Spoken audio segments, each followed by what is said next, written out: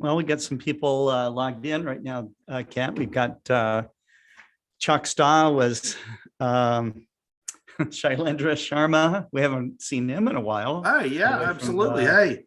England. So it's nice to have you on. Mike Wiesner. Howdy from windy Arizona. And Chris Larson says, great start party last night. Thank you. That's great. Thanks, Chris. Matthew McAlilly, hi y'all. Happy Wednesday. And the dad frequency with his yellow all. And Martin Eastburn is on from East Texas. And Harold Locke says, howdy. Yeah, Shailendra, we know what it's like when you get buried with work. So totally understood. We're just, it's good to have you back. Today, Kent and I are going to talk about, finding a site, site selection for a star party. And there's a little bit to it. So, and any of you who have set up star parties know about this. So we're going to kind of go through our process of doing that. And I think you'll find it interesting.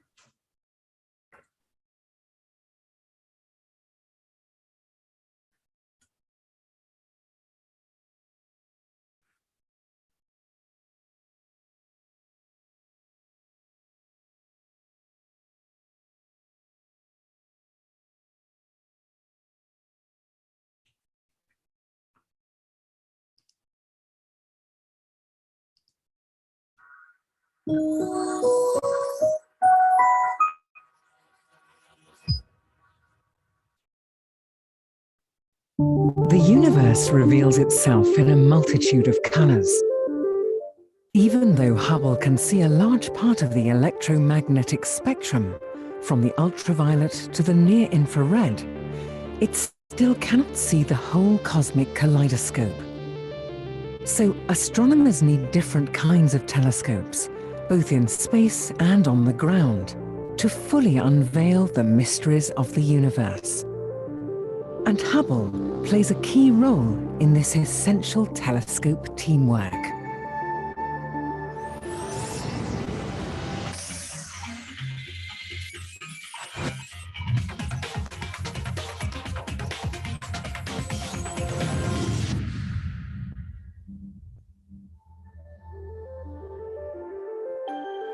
The universe looks very different in the light of different wavelengths, and many scientific questions can only be answered by studying objects in specific parts of the spectrum. Modern telescopes are often built to study a very specific wavelength range, a small part of the electromagnetic spectrum in which they are the experts. With the current state of technology, no telescope, not even Hubble, can see all wavelengths. Only by using data obtained with different telescopes can astronomers study the universe in maximum detail. The history of galaxy formation and the chemical structure of galaxies are just two of the many astronomical puzzles that scientists would like to solve. Progress towards answers is only possible by mapping the emission coming from all the different players, stars, dust, and gas. Each one leaves its signature in different wavelengths. For instance, the same portion of space studied by Hubble can be observed by the instrumentation aboard the Chandra X-ray Space Observatory.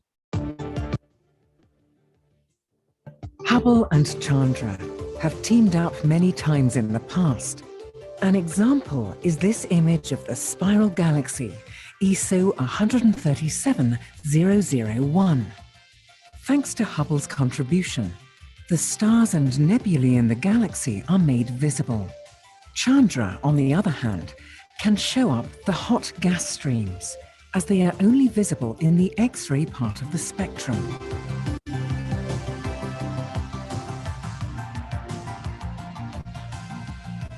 But Hubble is not only working together with other space telescopes, It also cooperates with ground-based ones. And while telescopes in orbit have the advantage of being immune to atmospheric turbulence, instrumentation on the ground can be continuously updated and often show a bigger field of view. A good example is ESO's Very Large Telescope on Cerro Paranal in the Chilean Atacama Desert.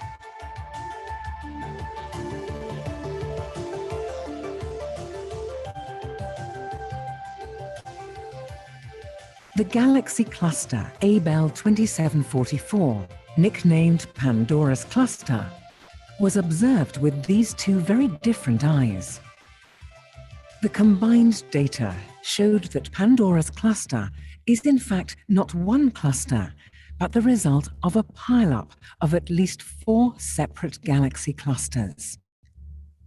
Many requests for telescope time are to follow up studies of targets investigated previously.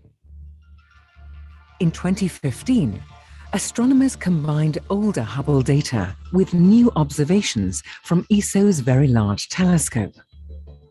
The latter had just been used to discover some previously unknown structures within the dusty disk surrounding the nearby young star AU Microscopiae. Only on comparison with earlier Hubble images of the same object was it discovered that the features on the disk had changed over time. It turned out that those ripples are actually moving, and very fast, a sign of something truly unusual going on, and still today, an unsolved mystery. In the last 20 years, the hunt for exoplanets has become a crucial and very prolific field of study in astronomy, a field in which almost all telescopes try to make their mark. For this hunt, Hubble teamed up with the Spitzer Infrared Space Telescope. Together, they produced the largest comparative study ever of 10 hot Jupiter-sized exoplanets.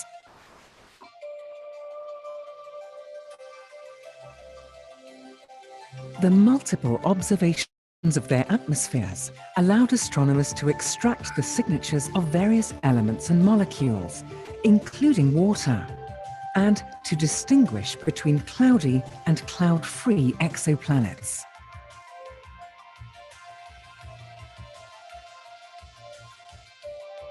Sometimes, more than 2 telescopes have to work together to achieve a common goal. To witness the earliest stages of a massive galaxy forming in the young universe, astronomers used the power of 4 large telescopes: Hubble, Spitzer, ESA's Herschel Space Observatory, and the Keck Observatory in Hawaii.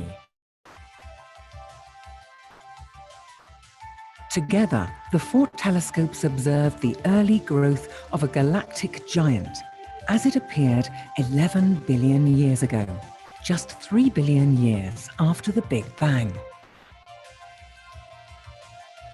The next big partner of Hubble will be the forthcoming NASA-ESA CSA James Webb Space Telescope. It's scheduled for launch in 2018. Okay. While Hubble can see ultraviolet, visible, and some infrared light, James Webb is specialized for the infrared. With this capability, it will be the perfect complement to Hubble. Together, they will write another chapter in the story of successful telescope teamwork.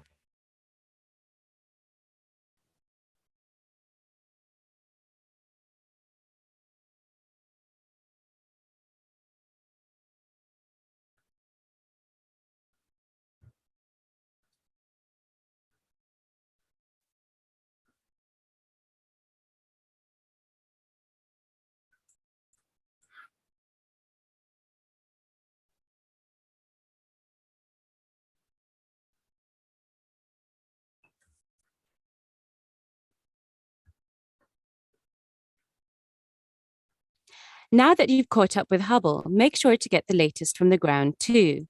The ESOcast highlights the best of the European Southern Observatory and its powerful telescopes that observe from high in the Chilean Andes at the Southern Hemisphere's best-known sites for astronomical observations.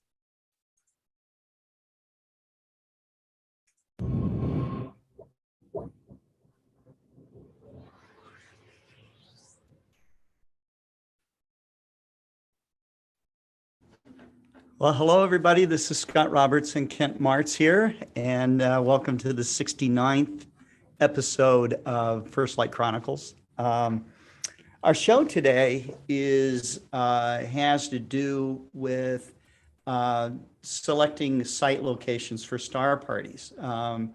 Both Kent and I have done quite a bit of that over the years, and we're currently working on a couple of events where we are doing site selections on.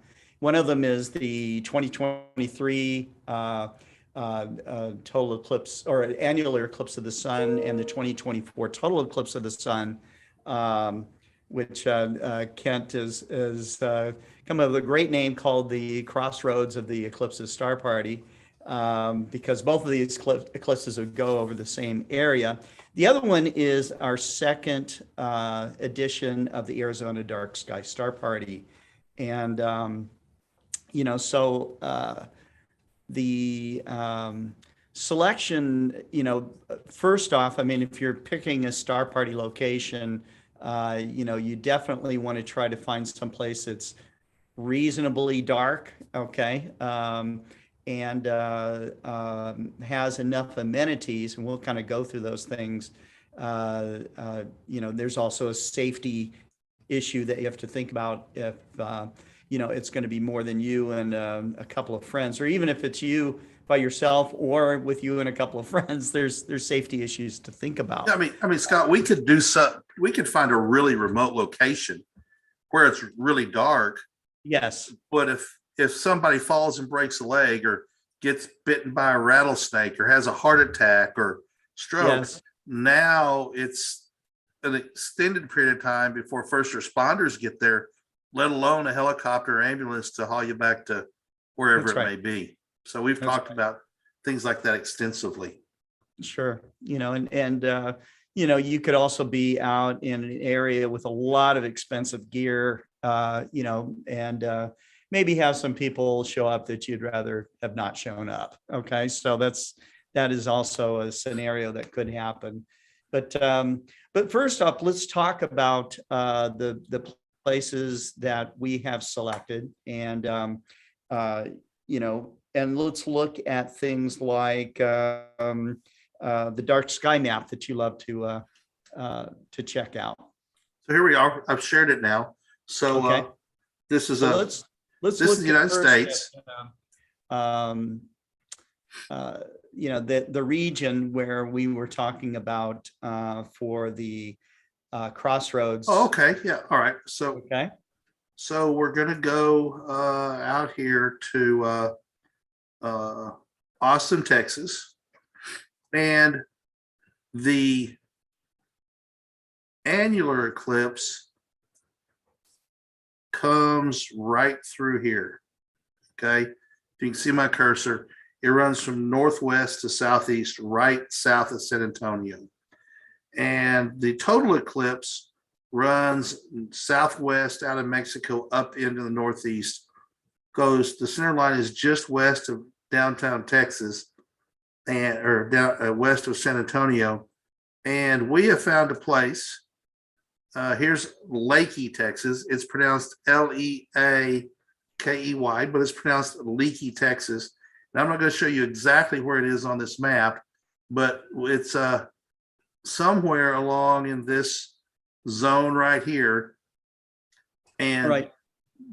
between here, and it's literally 2 miles. I think it's 2 miles from the center line of one eclipse and 3 miles from the center line of another eclipse. Thus, it makes an X marks the spot. We talked about that, and we came up with the crossroads of the eclipses star party. And it's going to be, I'm just picking a spot that matches because I don't want to show you exactly where it is. Bortle 2 skies. Okay. So SQM meter of 2.95. It's really darn dark out there. 21.95, you said? 21.95. Yeah. So Just if picking any a of you guys spot. out there have one of those little, those light meters that you just kind of hold up to the sky and it gives you the number. I have one. They come in handy when you're doing these kinds of site selection criteria, so. But the thing that's really cool about this particular area is that we're not so far away from a city, okay, a small city, albeit, And Uvalde's down here close, a Yeah. bigger city. and you can see how close we are. When you look west, okay, out here, you've got some pretty dark skies. Okay, so as far as looking at deep sky objects, this place also would be a very favorable dark sky site for astrophotographers and visual deep sky observers. So To the north and the west and northwest is going to be spectacular. right. It's got beautiful skies. And we're Now- talking about October and then of 2023 Yeah. and then April of 2024. So, we're starting to work on the star party and going to line up services. We're going to be able to have, at least a couple of hundred campsites. There's no services out here. Yeah. there's Yeah. no- So that there's makes no it running water. challenging. There's no running water. There's electricity nearby, but it's just a rural service pole. And we've got to bring in facilities to handle 1,000 people, porta potties and showers and water supply, for Mhm. people who come in and are, don't have RVs, but might be tent camping. And we are going to have, this is more than just an eclipse party. This is going to be a star party. The whole point of this is it's around the darkest of the new moons. You can't get any more darker new moon than an eclipse, and so on the weekend before or after, depending on what day of the week it falls, we're going to have a full-blown star party and really enjoy. If we're going to go to this remote area, we might as well enjoy the dark skies by having a star Absolutely. party for 2 or 3 nights before or after. And so that way, especially our experience with the last eclipse, the 2017 eclipse, is that the roads are going to be blocked, absolutely Yep. blocked. Leaving from Casper, it took people who lived in Denver, normally a 3-hour drive. It took them 12 and 13 hours to get home. And so, the roads around San Antonio are going to be at a standstill. And the beauty of where we're doing this is you can stay and spend the night and not have to fight that traffic and fight, getting back out on the road. You're going to be able to stay and chill and have another great night of astronomy while, everybody else fights their way out. And that's how you should plan it. I've learned just recently, Kent, that you remember how many people saw. I mean, I think there was a couple of 100 million people saw the 2017 eclipse. There is going to be more people watching this 2024 eclipse than even the 2017 eclipse, because it's going to go across the part of the Americas that is much more populated. And so you can see it. It's going to come out of Mexico and go all the way up through here. I mean, it's covering all the way up through the east. So this is, when you look at where the 2017 eclipse started, right through here, the West Coast, it went across some areas that were fairly sparsely populated. Mhm. So I was a little surprised to learn that this will be the most watched and observed total eclipse in history. Up until that time, the 2017 eclipse actually holds that record, but we are going to have many more people, many more eyes on the sky during that time. So aside from having the right equipment, and being safe and all the rest of it, you have to think about where you're going to go. For an eclipse like this, you do need to think about arriving early. Okay. You need to think about allowing time to let traffic clear. Okay. You just don't want to go out there and sit in traffic and run your car until it runs out of gas. Okay. Which I'm sure happened during the 2017 event. I saw Kent and I saw a sea of unmoving cars on a fairly remote highway stretch going from Casper, Wyoming, back down to Colorado. Okay, so it was just it looked like I-5 during rush hour on a Friday night. I mean, it was crazy. So that was I have a friend that left a little town just east of Casper. It took her 45 minutes to get out on the interstate. Yeah. And she did not move again for 4 hours. She got like down the off ramp and she didn't move for 4 hours. So right. She left. We made it to North Platte, Nebraska before she got home in Denver, 3 hours away. So we made it, looking at the map, we made it from, where's Casper? There's Casper. We made it from Casper, Wyoming to North Platte, Nebraska, taking the back roads. We took back roads because all the other roads were blocked.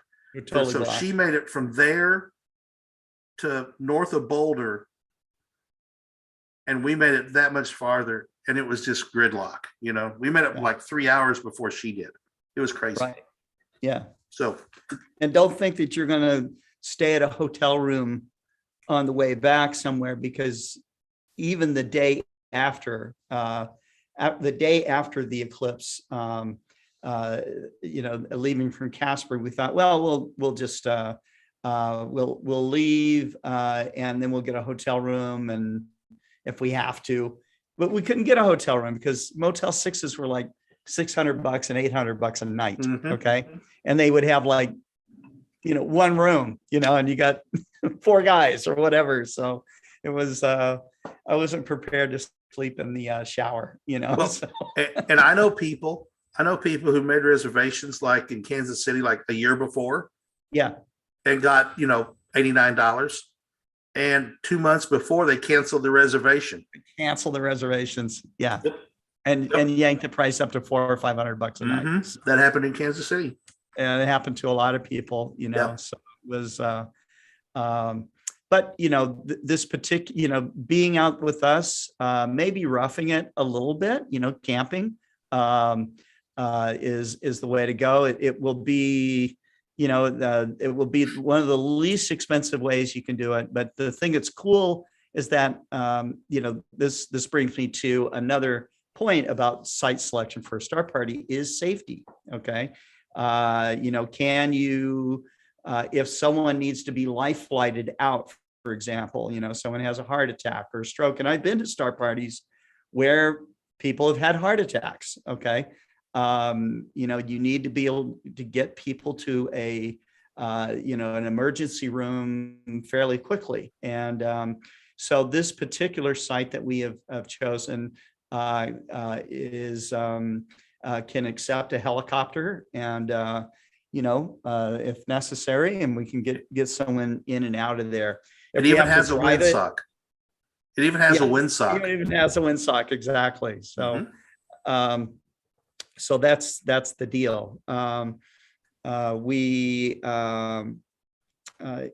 want to give, I think that if you're bringing your family to a star party, you want people to be able to do various things. Not everybody's into astronomy, and it's rare. I've seen it where the whole family was like way into it, but that's kind of unusual. And so you really want to have other things that people can do, whether it's going shopping or sightseeing or nature, is doing something out in nature, or their camp, hiking or whatever it is, Well, and we're gonna offer, the plan is to have a communal big tent and offer, some hill country history, Texas hill country history, and wildlife and flora and fauna of the area. Have some local musicians there playing some music, and make this we're going to be out in the boonies. We might as well have a festival while we're out there, Might as right? well have some fun. Have some fun, absolutely. And enjoy, each other's company in a Right. fenced off area with very limited access, one way in, one way out. Right. And so it's going to be a fun time. And it's going to be rough in it. Yes. But if you have an RV, you can dry camp. The nice part about it is April in the Texas Hill Country and October in Texas Hill Country, the weather is generally beautiful, not burning hot, not super freezing cold. The other thing we haven't talked about, Scott, is clouds. April and October, the farther north and east you get, the better chance of clouds. The farther south you get, the better chance of finding clear skies. Right. And so, you're playing the odds. We may be down there and hate to say this, and be clouded out. And Northwest Arkansas has beautiful skies, but statistically, that could happen. That absolutely could happen. Yeah, But statistically, that's not likely to happen. Right. So what you look at, if you're into some meteorology, you start looking for fractional cloud cover patterns for a certain time of year. That's what a lot of the eclipse chasers study historical weather pretty hard in doing this selection. I will tell you that most eclipse chasers, unless they're going into Mexico, and some of them might, they are primarily going to be concentrated in Texas, if they're looking for the best chance. I like the idea of being at a spot where both of these eclipses are going to crisscross, because we can get down there for the 2023 annular, do a setup. It's like a dry run. You're going to have an eclipse. You're going to have solar filters on the entire time because in an annular eclipse, of course, the sun does not get completely covered up. It's like there's this ring of fire around the moon as it goes in front, and due to the position of the far point of the moon's orbit, during the eclipse. But you'll know the score when you arrive for the 2024 eclipse. It won't be like you're completely unfamiliar with where you're going and how the setup's going to be. You go to a site with no facilities, that also means no electrical. Okay, so you need to bring batteries, rechargeable type stuff. Think about you can see how people camp for a Burning Man festival. Okay, they bring their own water, their own power. They're very inventive on making themselves extremely comfortable in very hot situations. It's not going to be very hot out where we're going, but doing things to make yourself a comfortable camper will make you a happy camper. That's for sure. Yep. There's restaurants nearby, and there's the charm of hill country, the region itself, which is kind of cool. And then you might want to add on a day or two to be in San Antonio to go into the there's this historic Latin Quarter of market area, which is totally cool in San Antonio. A lot of fun to visit, and it's not so far away that you can't make that trip. There's some great museums. There's lots of great venues and music and life in San Antonio as well. That's right. Yeah. So you're going to get your double dose of Texas culture by being at this star party. Looking at this map, I'm struck by this band right here. Yeah. Generally, light pollution is a population, measure, but this is not. There's nobody lives down here. This is fracking wells. All of this light pollution through here is caused by fracking wells, natural gas and oil wells. So an artificial band, it's just huge. It's just amazing how big that is. So anyway, Lakey, Texas, close to it is where we're going to be. Right. And it's really dark. From where we're going to be, as best we can tell, we will see no street lights. Right. Zero street lights. We've been out there, and we've been out there at night and did some light, some sky readings. And so we're pretty happy with the site selection that we have there. The only other aspect of site selection that you might consider as an astronomer is what seeing conditions might be like, and unfortunately, we don't have a lot of seeing condition data for that particular area, but the dark sky clock does give some seeing data that we can be looking at for the region. But seeing conditions and how steady the sky is great for people who love to do planetary work. And that's why the winter star party, although it's not the darkest sky in the world, why don't you show them where winter star party is located? I will do that. Okay. I love this. I love light pollution maps. I hate them, but I love them. But you love this. So here's Marathon. There's Marathon. Okay, there's Marathon. And as we go down, we're getting to Big Pine. Okay, and this is Big Pine Key. Keep going down. There's Big Pine. Big Pine. Is it between Marathon and Big Pine? It is. It's like you see that there's like a little key, right? There's Little Duck. There's Ohio. Yeah. It's not this one because that's got a road on it. You're going to see something called Camp Wessam Key. It's a Girl Scout camp. It's this one right here. No. Yeah. I think it is actually this island. Yes, it is, because here's the Girl Scout camp right here. Right. And there's the Boy Scout camp. So it's this key right here. So it's on. What is the light reading for this area? It's all the same. Let's just Class 3. Class 3. Okay. Yeah.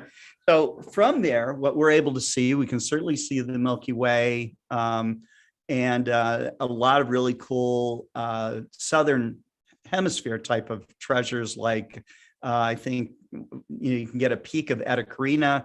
You can see the Omega Centauri globular star cluster there. Yeah. So people love it. Astrophotographers flock to this thing. The thing that's so cool about the Winter Star Party is that when it's held in February, it's often 75, 80 degrees.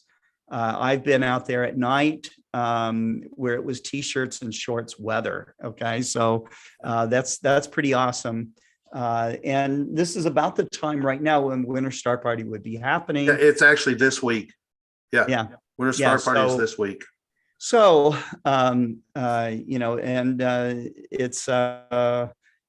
it's just it's a great time to be down the Florida Keys. Unfortunately, they canceled it due to COVID. So, which has also been the challenge for star parties in general overall. When we get to so the Winter Star Party has often arc second or subarc second seeing, and that's because of the laminar flow coming off the ocean, and there are no mountains or cliffs or bluffs or anything to disrupt the laminar airflow coming over the Keys like that. So Scott, by laminar, it's all steady, smooth. Yeah, it's like the same temperature. Really yeah, and there's just no moisture difference. There's no dust difference. Well, I mean, you've been out there when they were pumping up the power on the telescopes. How much magnification were they using on some of the scopes? I don't. I need to sit down and go. Paul Anderson has a C14.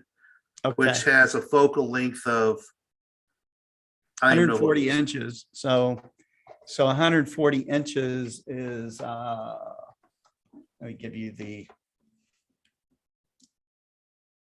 Well, I can just look it up real quick here.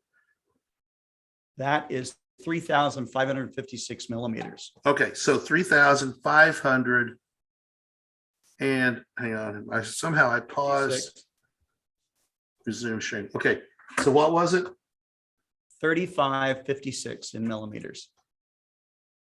So I don't remember what eyepiece we had on it, but let's just say it was a high-powered eyepiece, say a 5 millimeter. That's 711 power right there. Right. And we had 3 Barlows on it. We had 3 2-power Barlows. Barlows. We had 3 2-power Barlows on it. 3 2-power Barlows. So let's make that do 3556 times 2, and then do times 2 again, and then divide that by 5. That's your magnification. Yes. So what was it? 3556? 3556 times 2. 3556. Hang on. Divided by 5. Or you So can do focal length, that's 711 times 2 times 2 times 2. That's 5,600 power. Jupiter filled the eyepiece. Wow. You could see it's as close.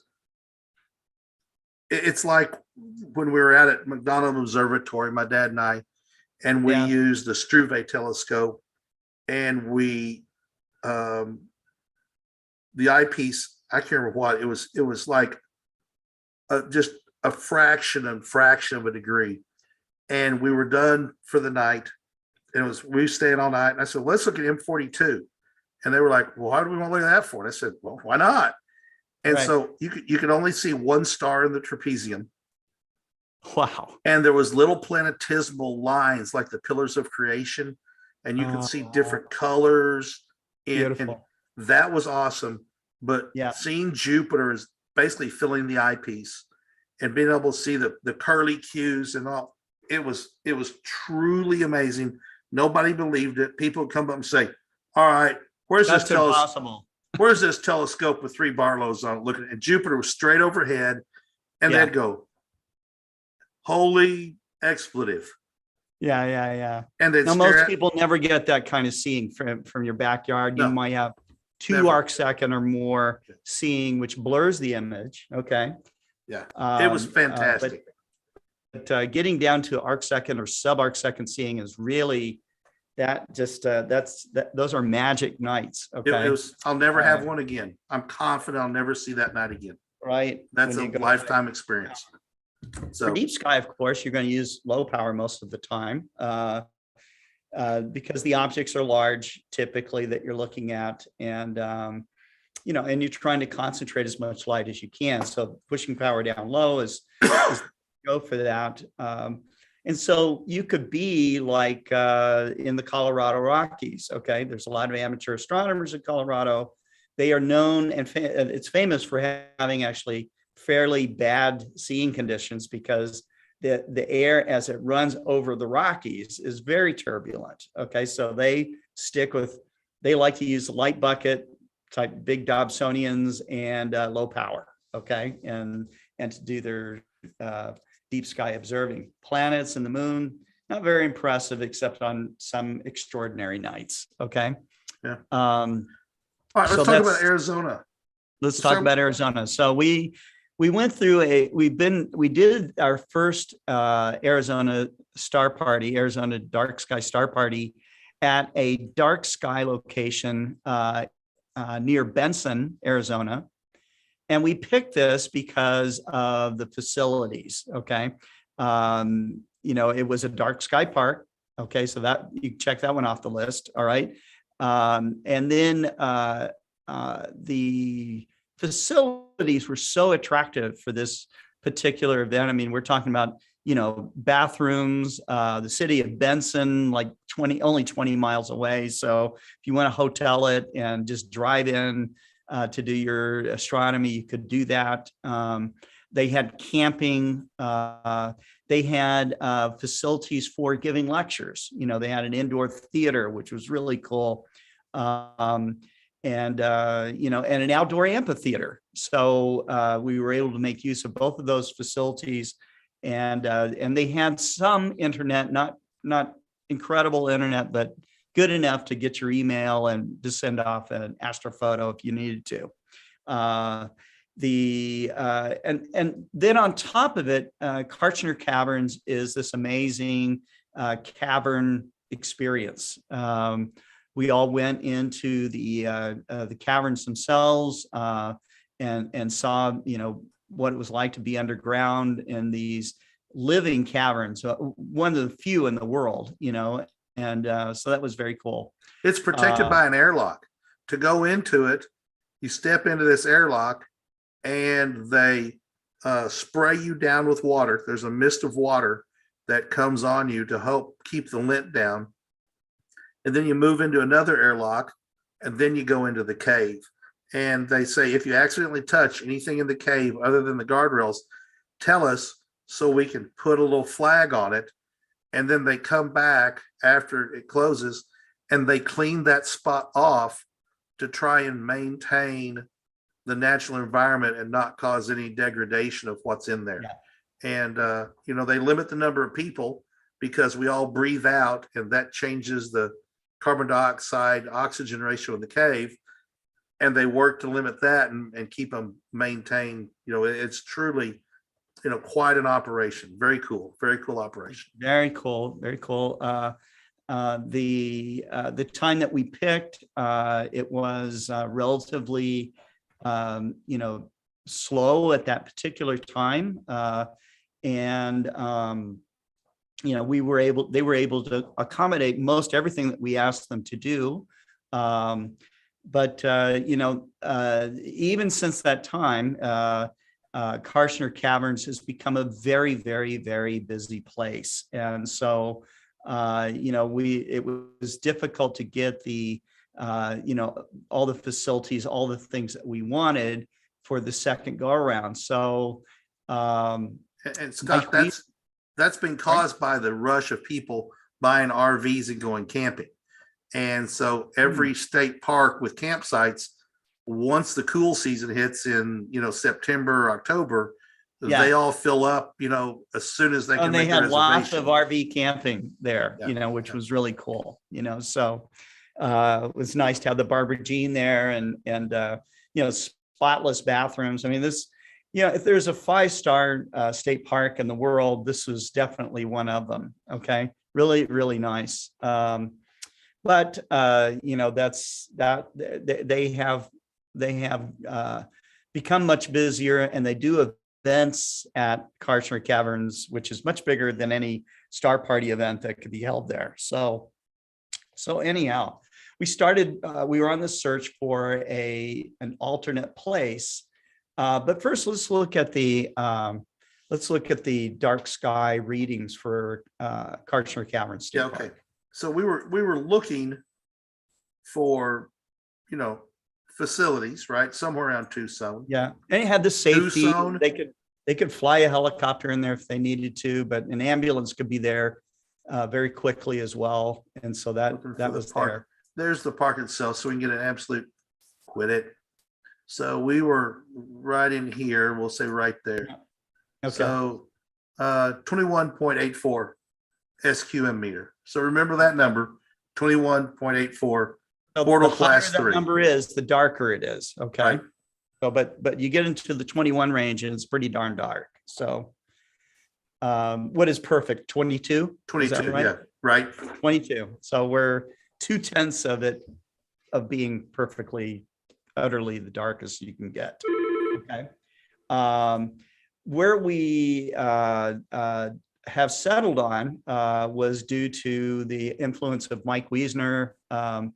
And Mike was telling us about Oracle State Park. Oracle State Park was the first dark sky park in the state of Arizona. So, I asked Mike to give us to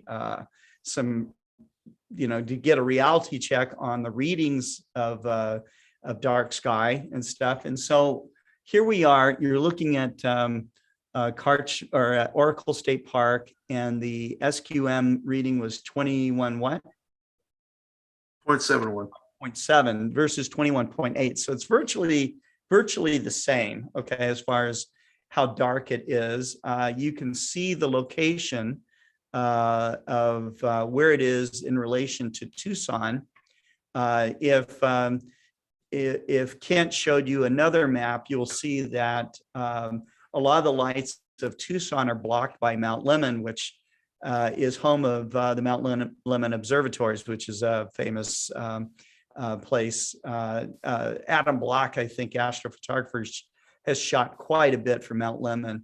So we're in a nice dark zone, protected, and with a park that has really embraced the idea of hosting the Star Party. And so, the next thing for me to do will be for me to fly out there and actually make a on-site inspection of the place.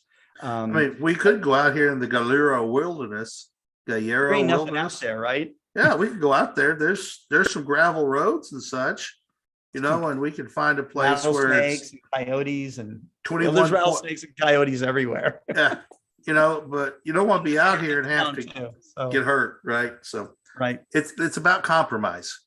To pull this off, it's about compromise. So where this is, I mean, you're only an hour away from Tucson. If you want to go into Tucson, they have, incredible selection of restaurants and a lot of historical buildings. Tucson's a fun city to be at. Tucson is also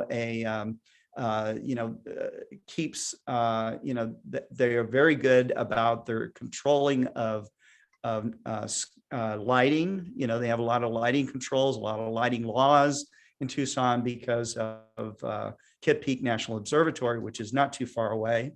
I actually think I think this model overstates the light pollution from Tucson. I think this map makes it look worse than it is because from my reading, this uses population density and some other historical data to do it. And I don't think Tucson necessarily has as much light pollution as this makes it look. I see. That's my feeling. Right. Well, when you drive into Tucson, it is remarkable that you can still see a lot of stars from that city. So and Tucson has a smart grid light system. After the sun goes down and after like 11 o'clock, half the street lights turn off in most locations. And after like midnight, all the street lights dimmed that are still on either dim way down to 25% or turn off except for critical intersections. So they work hard to really keep that darkness dark by turning off street lights as they're not needed. So yeah, so Mike Wiesner's watching right now. So from Oracle's naked eye visible, where they talking? Oh, the zodiacal light, the Gegenschein, M33, Triangulum are all visible from Oracle State Park naked eye. Okay, so that's a lot of people don't see the sky like that. So it's great. We have there's Oracle State Park is going to have a public bathroom scenario. It's a state park, and so there's safety in case any mishaps, any emergencies, these guys are ready for that. And so and I like supporting state parks, national parks. I think it's great that we have them. And so we like to promote what they're all about, which is the protection of the natural environment. And so that's kind of our thoughts as we go along here. Of course, Kent and I are here in Arkansas, and we would love to host a dark sky, the Arkansas Dark Sky Star Party. Sure would be easier. It would be easier in that regard, but weather here is so unpredictable that we can't really guarantee, you can't guarantee clear weather anywhere, but your odds diminish greatly here in Arkansas for having a night of, or a whole weekend of clear weather. The weather here in Arkansas will change radically, sometimes hour by hour. So this morning when I got up, yesterday was 56 when I left, and right now it's 25. So every place has that as well, according to the weather bug on my computer. So right. It changes, but we've got some areas over the Ozark National Forest that are border 2, borderline border 1. There are Bortle 1 areas here in And, Arkansas. and I have actually driven around the area, and there's two things out there besides trees: diddly and squat. And they're literally, I cannot find any place up on top of the mountains that we could use for a star party. We could do it along the Buffalo National River, which is on the northern edge of that Bortle 1 area. But I've done 3 or 4 star parties for the National Park Service over there. Dew becomes a killer. Ground fog, 30, 40 foot deep ground fog comes up nearly every night. Yeah. And that just kills, that. And you get into that dark area and there's literally nothing out there. There's no church camps. There's not any fields. It's literally just trees. And I'd love to have a star party there, but again, it's hard to find a guaranteed. We did one Labor Day a couple of years ago and got one good night on Labor Day weekend and one okay night, but we got lucky. Yeah. Even Winter Star Party, I've been there where, usually there's a thunderstorm on at least one of the nights. So they'll stretch it out to where there's like a whole week of Star Party nights, and the odds are that, some of those nights or most of the nights are going to have reasonable weather. But you can run into problems there. Arizona, like Mike Wiesner often points out, that it can be windy. Okay, so that can be an issue. But sometimes winds die down at night, and so that was often the case when I would observe with my astronomy club in the Anza-Borrego State Park in California. We could have crazy winds during the day, and then it would settle down and be almost still air at night out there in the desert. So these are just things you find out as you start observing in a particular area. But so, you start counting the good attributes off your list. Are the skies dark enough to do deep sky work? Is it what kind of amenities they have? They have electricity. Do they have bathrooms? Do they have these kinds of things? Will people stay away? Okay. Are you going to have other campers or people nearby with big Coleman lanterns or something? That's okay. Those are issues. So Annie just texted me, don't you have anything good to say about Arkansas? Yes, it's one of the most beautiful places on earth. It is beautiful. Living here is fantastic. Yeah, the quality of life in Arkansas is actually really super good, and it's often listed in Forbes and some of these other magazines do a livability study of cities and towns in the United States. Yeah. And Fayetteville or Bentonville or even Lowell often hit the top most livable cities in the United States, and safest cities as well. So that's another issue. And that I will say this: I had friends back in the 80s and 90s, late 80s and the 90s, who were forced to come here because Walmart's based here, who were forced to come here as the supplier to Walmart, and with a deal, you'd be there for 2 years and they'll transfer out. And they were like, well, my kids are settled. I'll stay here for a couple more years. And they said, okay, you've done your tour. You're going to come back to Cleveland or Minneapolis, Cincinnati, wherever the home office was. Says, no, I'm staying here. And I said, no, we're transferring it. No, I'm staying here. No, we're transferring. You're not listening to me. I'm not leaving. They came forced to come here by their company. Yeah. And quit so they didn't have to leave. So they wouldn't have to leave.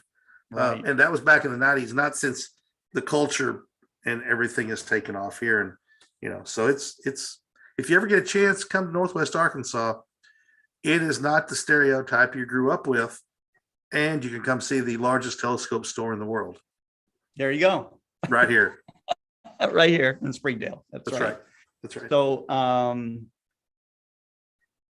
I don't know. What other aspects would you have you considered in finding a star party location? Set up places to set up. Is there an area big enough Yes. and flat enough, okay, for people to set up their telescopes? Well, and that was a major consideration for our search for the crossroads of the eclipse star party. Was, if we're going to do this, we know it's going to be a draw. We know we're going to have to spend money to get on-site security, to get bathhouses and water and all those things there, and we could do it for 100 people and it'd be really expensive, or we can spread that load out because it's not exponential increase as the volume goes up. And so, 1,000 people, potentially coming to this thing. It'll be quite a production. But I think, like you said, finding a place that's big enough for what we think it's going to be. And there's a massive amount of logistics involved. Registration, packets, medical, the sheriff's office we've had conversations with the sheriff's office. The sheriff's office has a staff of 5 sworn officers, 4 deputies and the sheriff.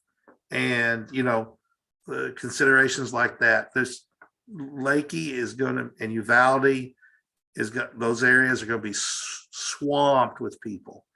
Yes, and, so it's just finding a good facilities and Scott, you've sort of led this, is the idea of not just a star party, but an astronomy festival where you have music and food and maybe wine tasting during the day and things like that, that it create this place where you can bring your whole family and maybe your wife or your husband Put the doesn't party back like in it. Star party. So Yeah, exactly. Make a party out of it. I learned that actually when I went to the Tainai Star Party in Japan. Tainai is a region where it's a ski festival or a ski resort area. Okay, kind of on the west side of Japan, and so you take off by train or by car from Tokyo, and it's a multi-hour drive to get out there. And they have a huge camping area, and Japanese families love to camp. And so they hold this star party every year, and it is the world's largest star party. We're talking about attendance of between 15 and 20,000 people showing up. But this star party is not a dark sky star party. In fact, all the booths that are set up, they don't have red lights, they've got white lights on everywhere. Okay. And really the only celestial objects that you could see would be like the moon and Jupiter, maybe Saturn if it's out. But they have, they're serving up beers and sake. They have rock bands, fireworks. They have a science center with an observatory and, this huge stage, and people bring their whole families in to go and take a peek at the planets and the moon, and that's about it. Now you can see some really cool equipment that's Japanese astronomy gear is pretty cool stuff. So you've got the Vixen line, which we're now the distributor of. They're probably the largest distributor of telescopes in Japan is Vixen. You've got Takahashi, which is a very high-end premium line of refractors and some reflectors and mounts. And Pentax would be there with their telescopes and several others. So it's very cool stuff. Some smaller, less well-known brands, but very high quality stuff. And really enjoyed that experience. I've hosted star parties where there was, more kind of ambient live music being played and, but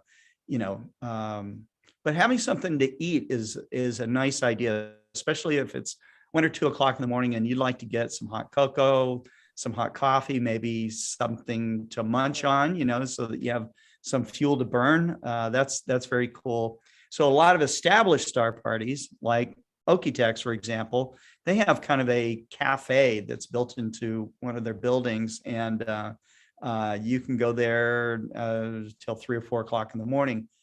Winter Star Party, they have a food truck out there. And you can get brownies or, a hamburger or whatever you want in the middle of the night. And that's nice, so,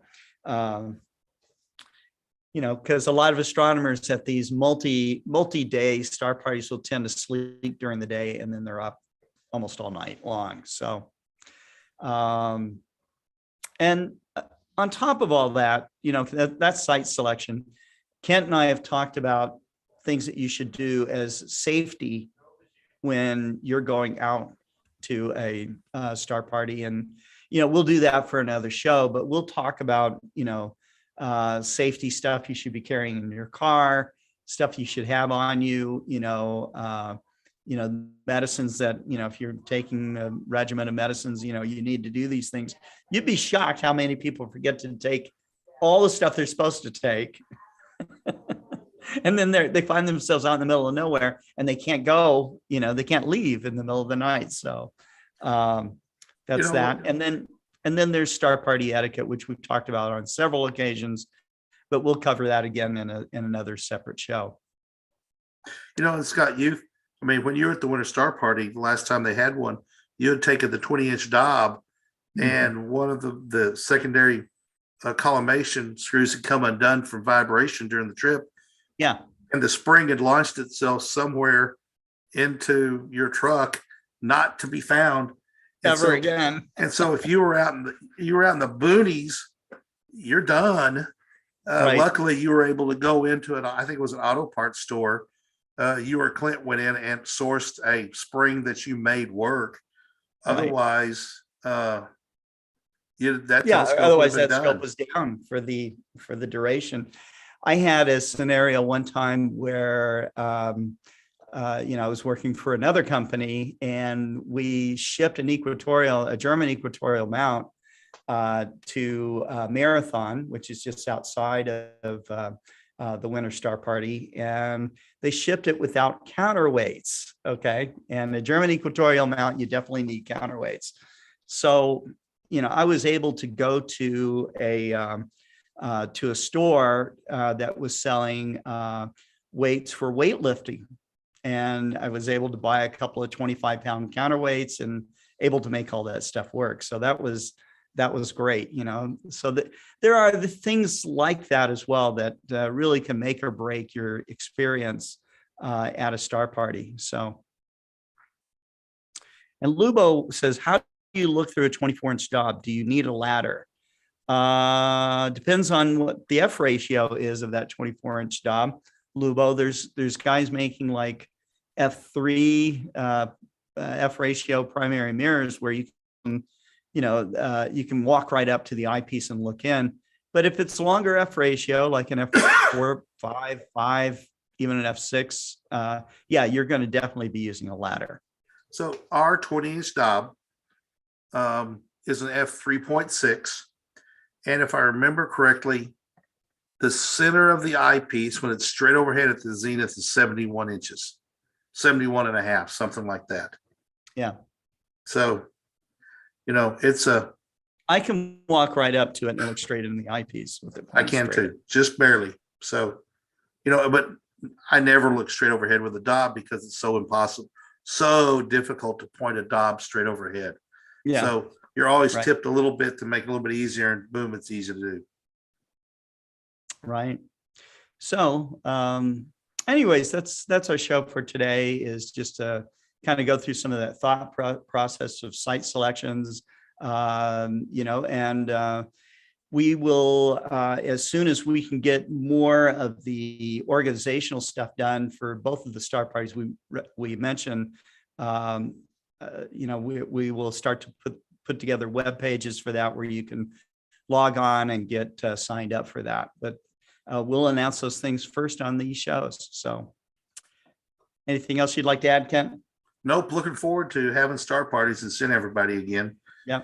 Let's just keep doing your part to keep COVID from spreading, and surging, because we want to get over this. That's right. That's right. All right. So we'll bid you good night and keep looking up. And thanks to all of you that watched Global Star Party last night. We did get dinged again, Kent, for. Oh, I missed that. Yes, I meant to go do so that. I responded and I said, because I showed like NASA videos and videos from the ESA where you have permission to stream them, but it's always the moon. It happens if you look where it starts up. It's the moon. It's the opening sequence of the moon. Every single time there's a moonshot, Sony claims it because there was an album cover that used. There's an album cover that has a moon on it, and they own that album cover. And so every picture of the moon they see it as the algorithm. There's no human involved.